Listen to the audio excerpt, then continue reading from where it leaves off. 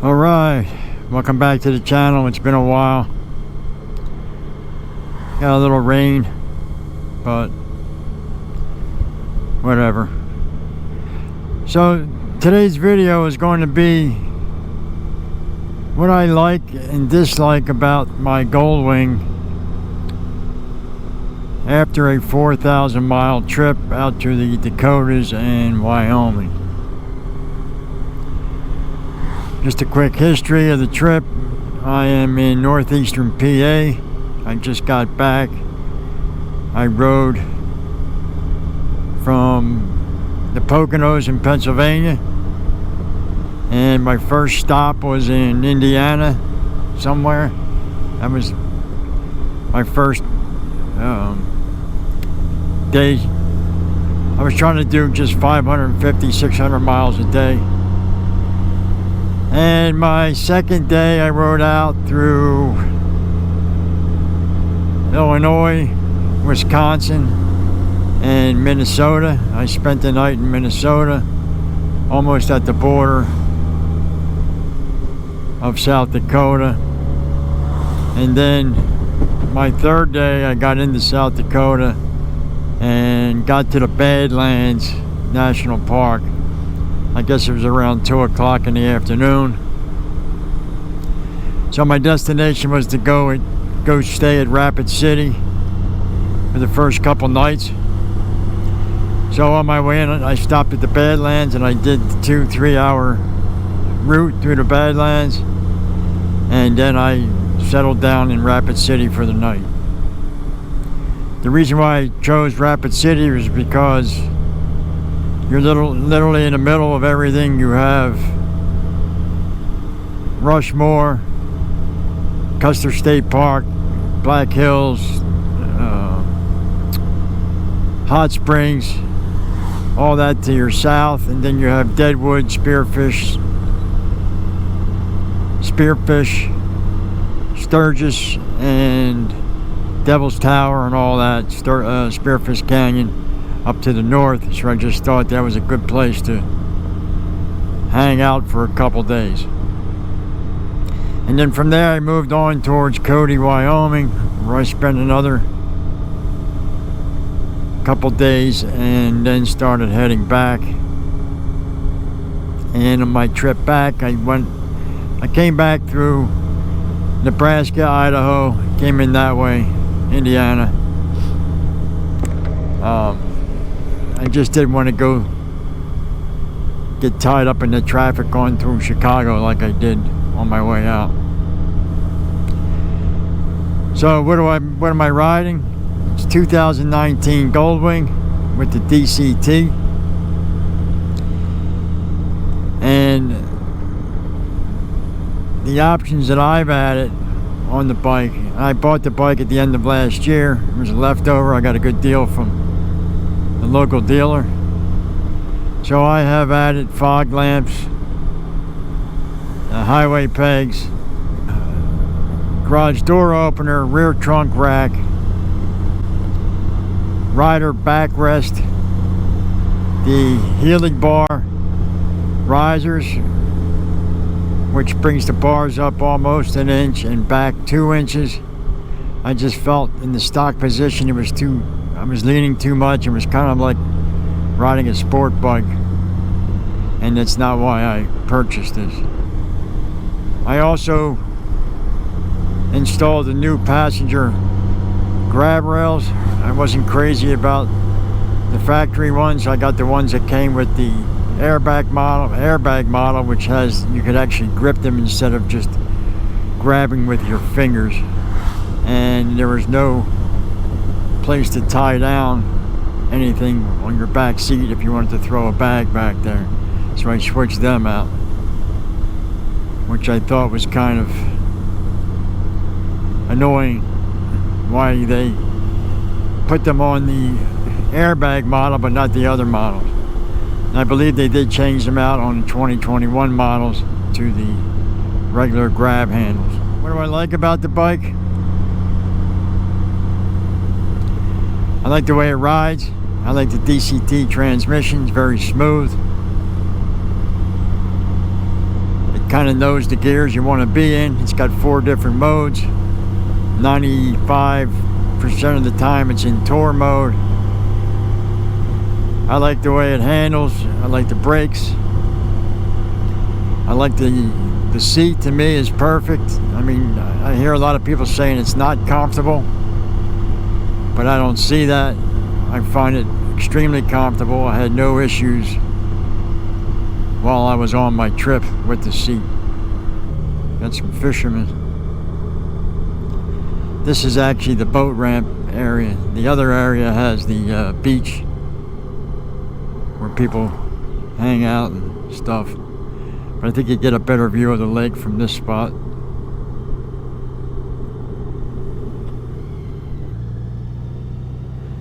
I believe it's about 7-8 miles long. They allow all kinds of speedboats. There's no restrictions on the power. It's really nice. What I really like about this bike,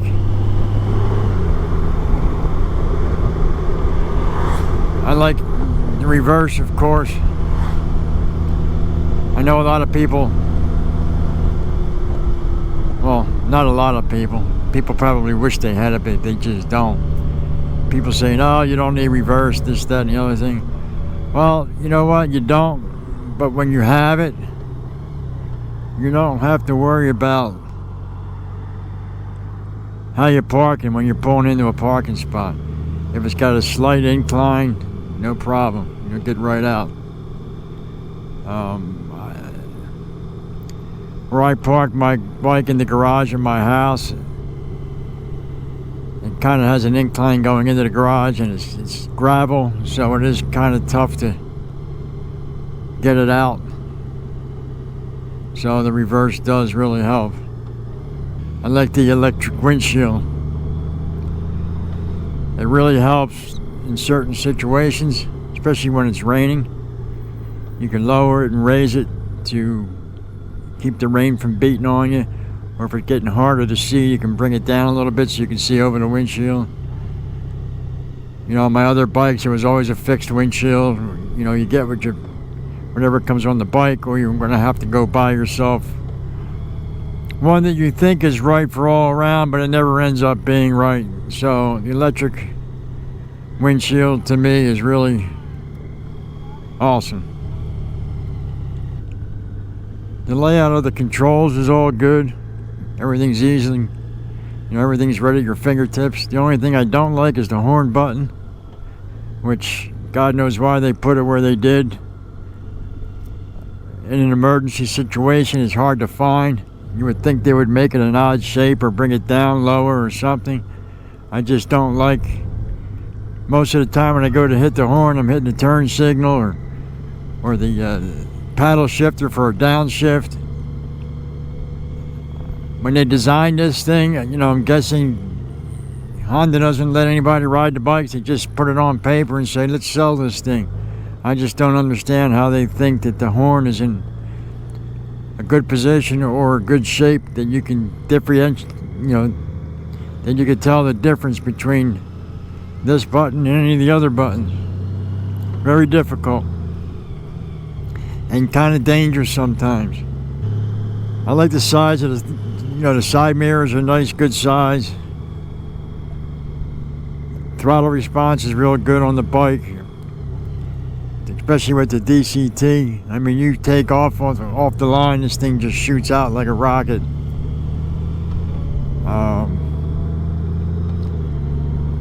So over the 4,000 miles, I really had no complaints as far as,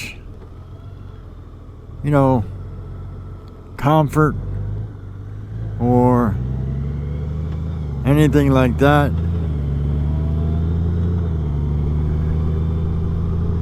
I could have went 8,000 miles, no problem. I mean, the bike was just fine.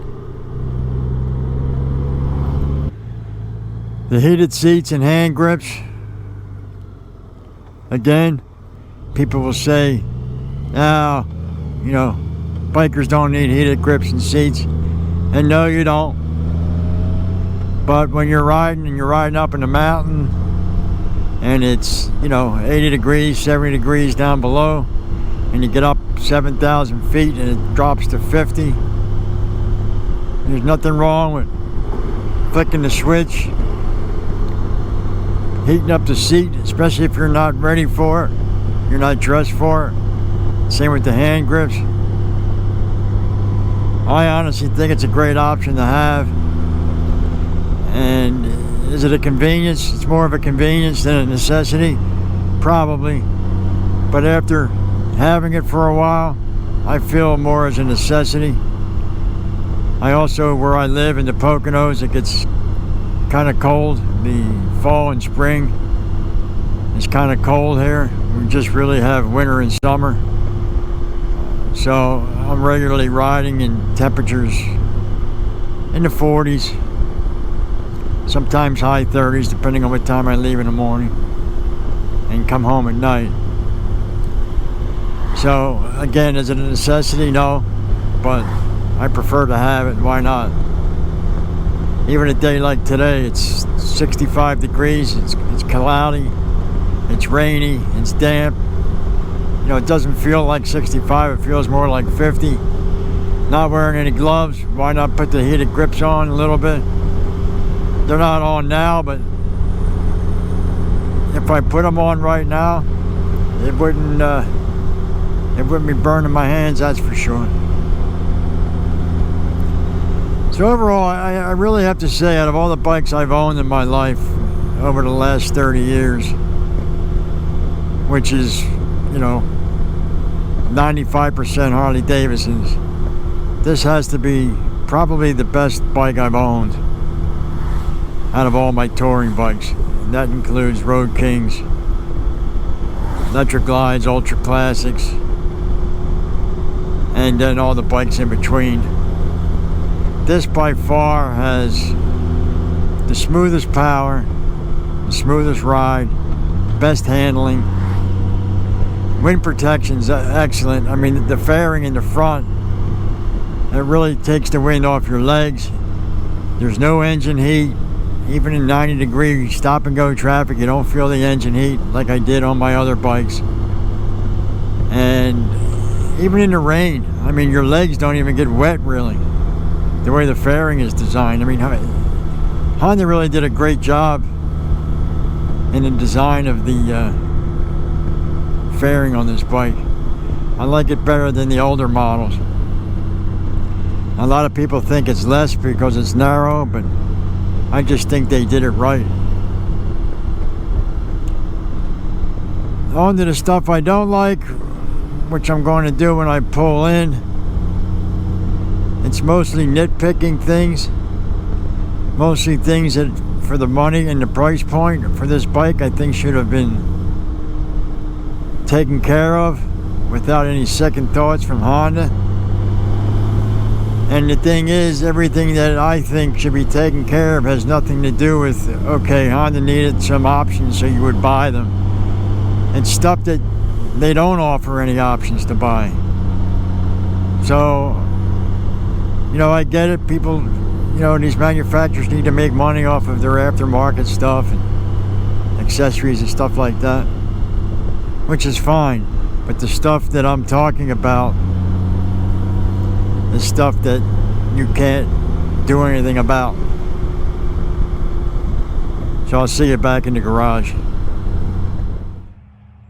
Okay, we're back in the garage. Let's get down to some of the things that I don't like about the bike that really bothered me during the trip. A lot of the stuff is really not a real big deal, but convenience-wise, it did bother me a little bit.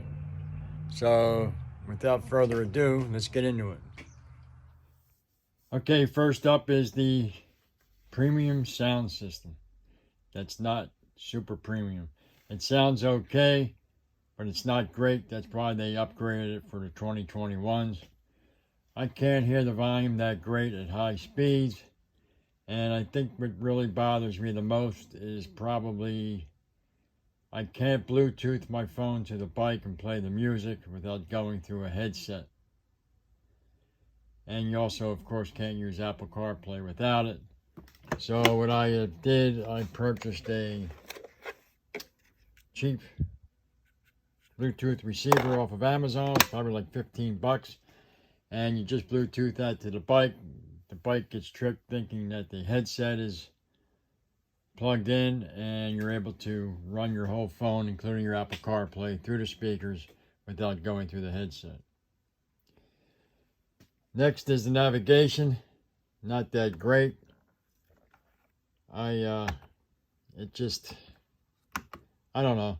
It's not horrible if you're just doing simple directions, but it's just too involved to mess around with it, and I'd rather just use the Apple CarPlay, to be honest with you.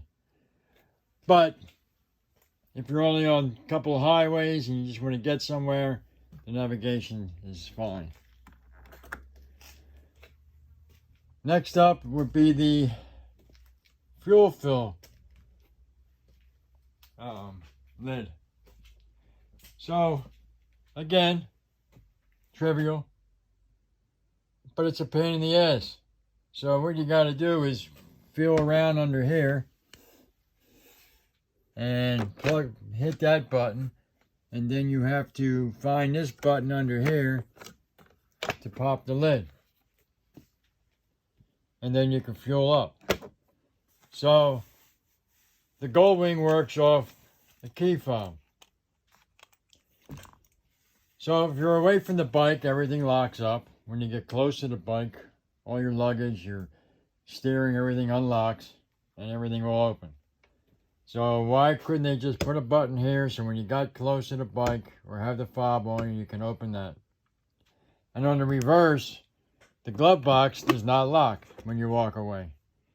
And it's the only spot that you have a USB and charger, so you're going to have electronics in there, but that won't lock when you walk away. So anything that's in there of any kind of value, you have to pull out.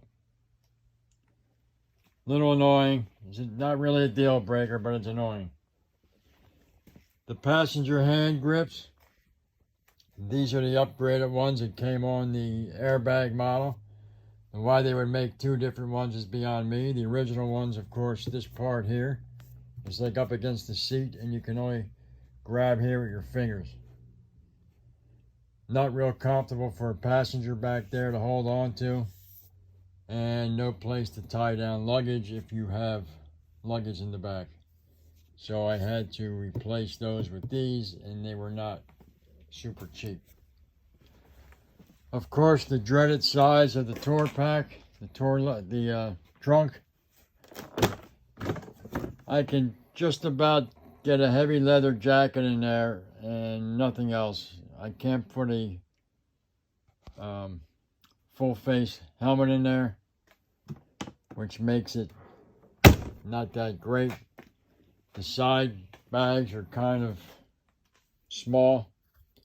Everything wants to fall out if it's really loaded up, just because, you open it up and stuff just wants to plop. I mean, I understand what they did. They wanted to make the bike sleeker looking and appeal to younger riders, a little sportier. I get it, but it's your flagship touring bike. Make it a touring bike, not a sports bike. Also, their optional rack for the trunk, just a poor design. It doesn't really fit any bigger bags on the market. There's no tie downs along this front here, which really hurts it. Most of your bags have the straps that come down right around in here, and there's nothing there to put them on. Just another poor design. The charge plug for your battery, or non-existent charge plug, because it doesn't come with one.